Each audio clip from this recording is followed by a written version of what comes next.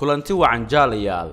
qof walba oo adduunka saaran waxa uu rajeeyaa inuu guulaysto sidoo kale dad fara badan ayaa ku dadaala inay guulaystaan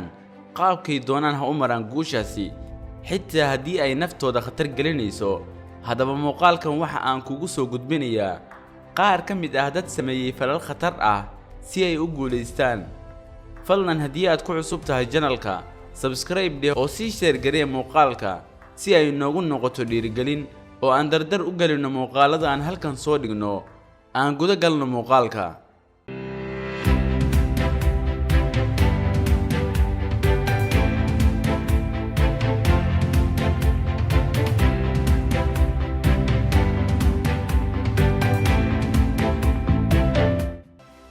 dadka sameeyay falalkaasi khatarta badan waxa ugu horeeya caalimkii fiisigiska ee Anders Wall waxa uu go'aansaday inuu naftiisa khatar geliyo si uu u muujiyo mid ka mid ah qawaaniinta fiisigiska oo dhigaya in walxuhu ay aad u wareegaan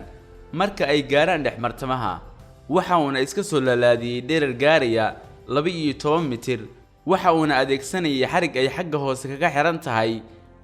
kubad bir ah nasiib wanaag waa uu ku guulaystay tijaabadaas Mike Hughes waa mid ka mid ah dadka farkuteyska ah ee aaminsan inuu dhulku yahay mid fidsan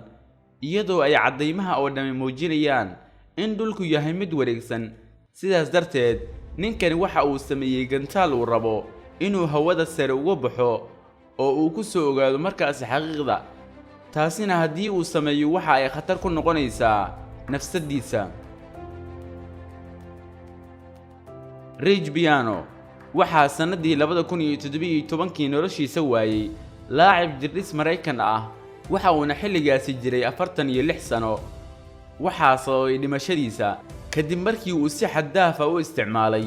daawooyinka jirka fircoonida galiya murqahana koriya sidoo kalena waxa uu isticmaali jiray daawooyin ilaaliya quruxda jirkiisa waxaana la sheegay inuu sidoo kale isticmaali jiray daroogooyin aad u tiro badan waxa uuna nafsadiisa ku silciyay waxyaabo aysan awoodin taasi oo markii dambe keentay inay shaqo gabaan qaybo ka mid ah jirkiisa